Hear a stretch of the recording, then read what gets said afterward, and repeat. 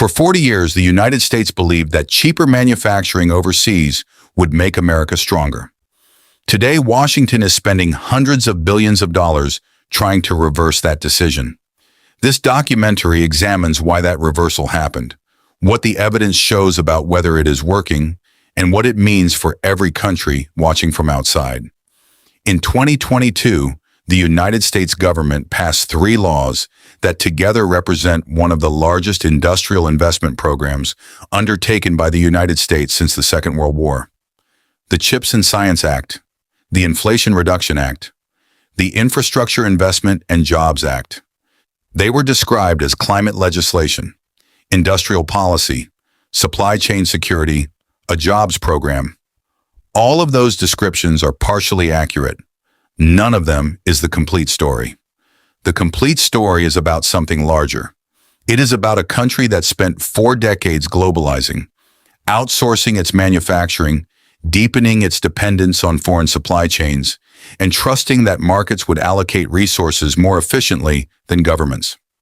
And then decided, under 2 consecutive administrations of different parties, in one of the most politically divided periods in modern American history, that this approach had to change. To understand what the United States is doing, it helps to understand what happened to it. Between 1980 and 2020, the United States made a series of choices, some deliberate, some the accumulated result of thousands of individual corporate decisions that transformed its industrial base. Manufacturing as a share of U.S. GDP fell from approximately 20% in 1980 to around 11% by 2020. Employment in manufacturing fell from roughly 19 million workers in 1979 to around 12 million by 2020. The jobs did not disappear. Many moved to China, Mexico, and Southeast Asia, following the logic of comparative advantage and lower labor costs. For decades, the dominant view in Washington and in the economics profession was that this was the correct outcome. America would specialize in high-value services, technology, and finance. Manufacturing would move to lower-cost countries. Everyone would benefit from trade. This view was not entirely wrong. American consumers benefited from lower prices. American technology companies flourished. The financial sector expanded. But the view was also incomplete. 3 things happened between 2018 and 2022 that changed Washington's assessment of that trade-off. The first was the U.S.-China trade conflict, which revealed that deep economic integration with a strategic competitor created vulnerabilities that markets alone could not address. The second was COVID-19, which demonstrated that global supply chains designed for efficiency rather than resilience could collapse under stress. The third was the semiconductor shortage, which showed that the United States had become dependent on a single company in a single country for the most critical input of the modern economy. In 2020 and 2021, the world's most technologically advanced economy could not make enough cars, appliances, or medical devices because it did not control its own supply of the chips required to build them. That experience, and more than any trade theory, drove the legislative response that followed. In August 2022, President Biden signed the CHIPS and Science Act. Here is what the verified data shows about what followed. As of December 2025, the Semiconductor Industry Association reported that since 2020, the CHIPS Act had catalyzed more than $630 billion invested in 140 projects, creating 500,000 jobs across 28 states. The 5 largest investments, Intel, TSMC, Micron, Samsung, and GlobalFoundries, account for approximately $27 billion in direct federal awards and an estimated $304 billion in total planned private investment. The Boston Consulting Group and the Semiconductor Industry Association project that by 2033, the United States will attain 28% of the world's advanced logic chip market, up from a baseline projection of 8% without the act. Now here is what the evidence also shows, because this story has complications. TSMC, which is building a $65 billion complex in Arizona, has faced significant delays. Construction costs in the U.S. were reported to be 4 to 5 times higher than in Taiwan. The opening of the first fab has been pushed back to 2028. TSMC officials and independent analysis both identified the same core problem. The United States no longer has the workforce depth to build and operate advanced semiconductor manufacturing facilities at the pace and scale required. The reshoring survey of 2025 found that a stronger skilled workforce would bring back more manufacturing than tariffs, a weaker dollar, lower tax rates, or less regulation. Companies reported they would reshore 30% of their offshore production if the skilled labor existed domestically. Tariffs at 15% brought back 23%. The workforce is the bottleneck. That observation matters because it means the industrial policy of the 2020s is constrained not primarily by capital availability or government will, but by a workforce gap that decades of deindustrialization produced and that cannot be closed quickly. The Inflation Reduction Act of 2022 was described publicly as climate legislation. That description is accurate but incomplete. What the IRA did was something more specific and more strategically significant. It used tax credits, subsidies, and domestic content requirements to redirect capital from the global clean energy supply chain, which is dominated by China, toward the United States. The data shows this worked faster than most economists expected. Electrical equipment production, primarily EV batteries and solar components, accounted for 31% of all announced reshoring jobs in 2024. Semiconductors accounted for another 35%. Those two sectors together drove 2/3 of the entire reshoring wave. In 2023, U.S. construction spending on new manufacturing facilities more than doubled compared with 2022. Companies spent on average $16.2 billion a month building new production facilities. This has increased the strategic importance of allied producers of the critical minerals required for these supply chains: lithium, nickel, cobalt, rare earths, and uranium, particularly Australia and Canada, which are being integrated into U.S. supply chain security frameworks through critical minerals agreements and trade arrangements. Here is a fact that sits uncomfortably alongside the industrial policy story. As of Q4 2025, the U.S. debt-to-GDP ratio stands at approximately 122%. The U.S. national debt has surpassed $38.86 trillion. The U.S. government borrows roughly $50 billion every week. According to projections from the Congressional Budget Office, by 2036, net interest on the national debt could nearly double defense outlays as a share of GDP. High debt does not automatically produce economic decline. The critical question is whether borrowed capital finances consumption or productive investment. One interpretation of this situation is a strategic gamble, that the long-term productivity and security gains from rebuilding industrial capacity will exceed the short-term cost of financing the investment. A competing interpretation is that the United States is attempting to fund a historic industrial transformation with borrowed money at interest rates significantly higher than the near-zero rates that prevailed when many of these commitments were made.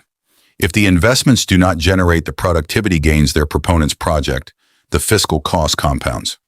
Whether that trajectory is sustainable depends on whether the investment generates the economic growth its proponents claim, a question that will not be answered for years.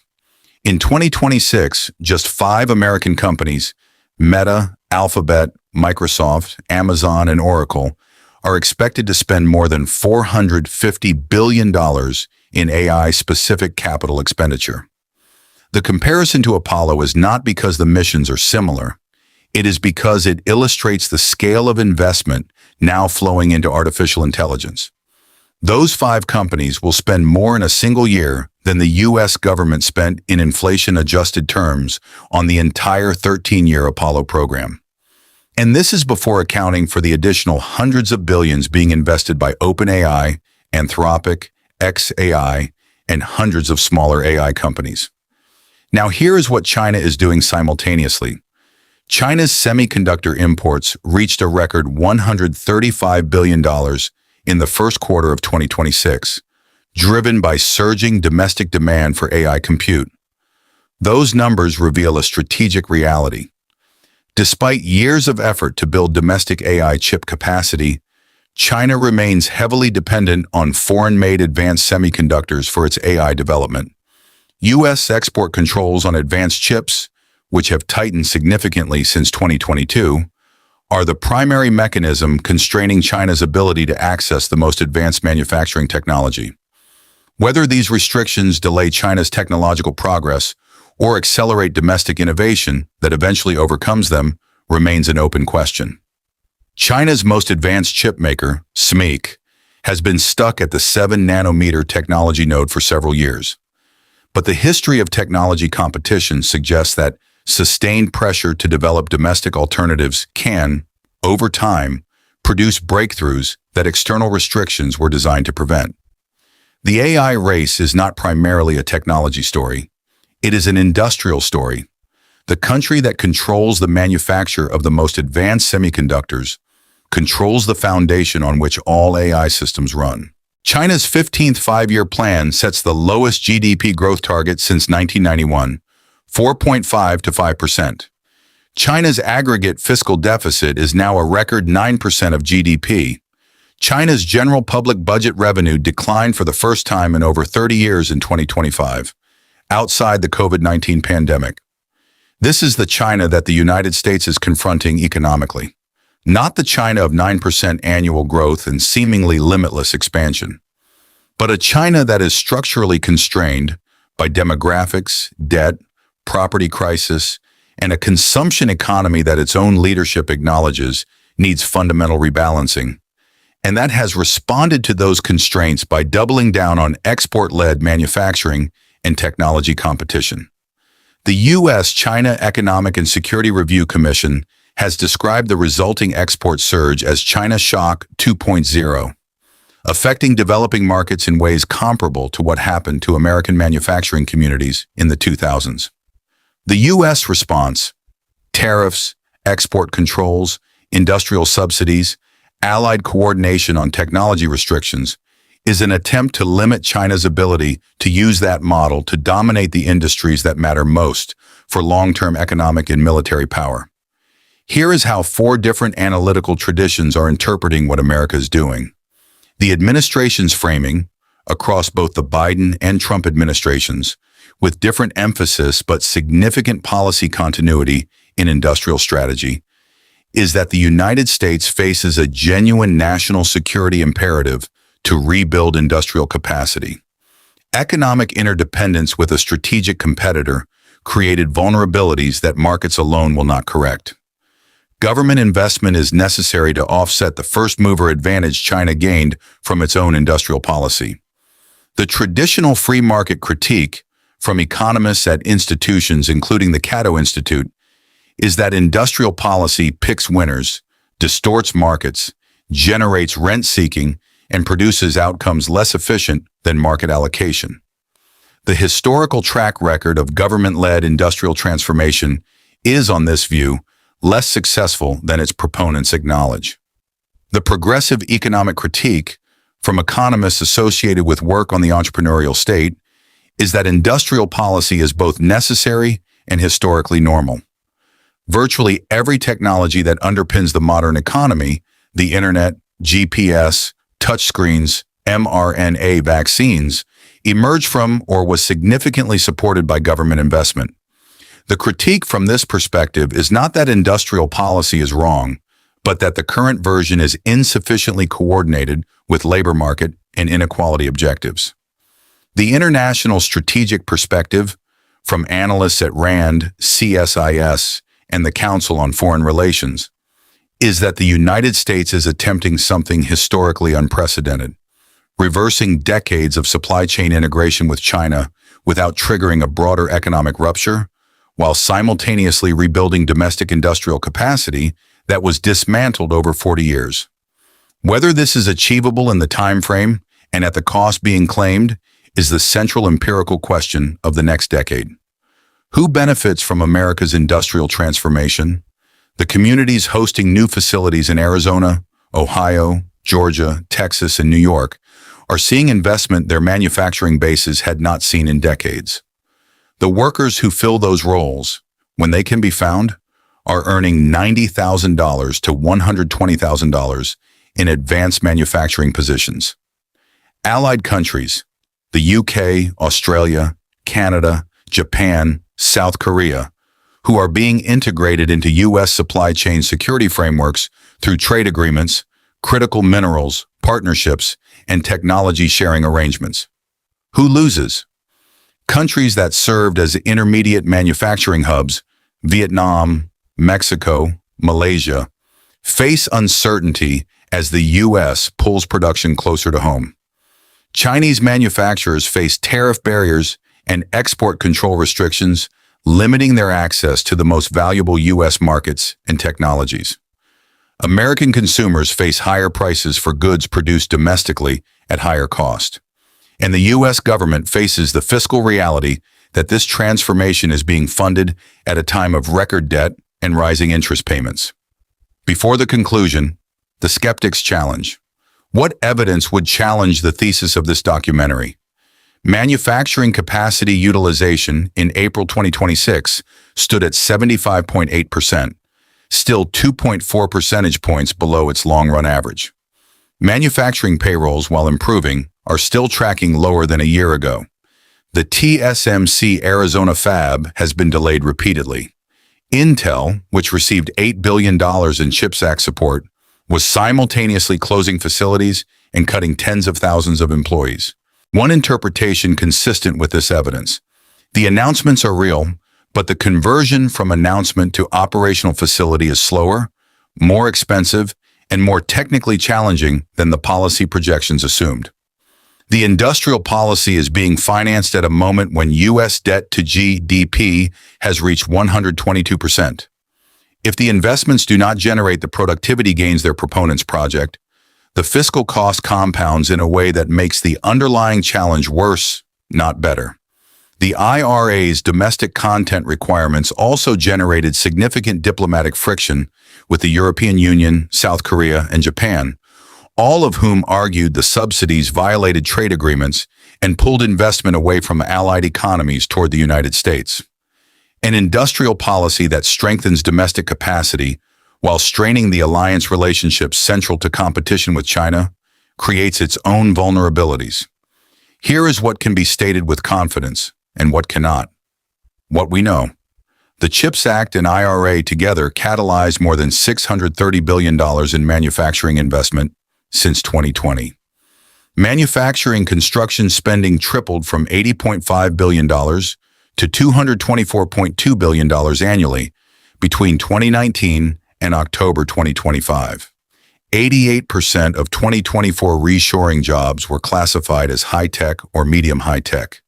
The U.S. national debt stands at approximately $38.86 trillion, 122% of GDP. U.S. AI investment in 2026 will exceed the entire inflation-adjusted cost of the Apollo program in a single year. China's semiconductor imports hit a record $135 billion in Q1 2026, evidence of continued dependence on foreign chips. What we do not know: whether the reshoring investment will generate the productivity and growth required to justify its fiscal cost. Whether the U.S. can rebuild the workforce depth required to operate advanced manufacturing at scale. Whether export controls will delay China's semiconductor progress or ultimately accelerate domestic Chinese innovation. Whether the allied friction generated by domestic content requirements will be resolved or deepened. The United States has placed one of the largest industrial bets in modern history. History rarely reveals whether a strategic gamble was correct when it begins. It reveals it years later, in factories built or abandoned, technologies developed or lost, alliances strengthened or weakened. The outcome will shape not only America's future, but that of the wider Anglosphere. I am the Anglosphere Report, the stories your local media won't connect. Tell me in the comments. Do you think America's industrial transformation is a genuine strategic pivot, or a political project that the fiscal and workforce constraints will eventually limit? And what does the answer mean for the countries watching from outside? See you next time.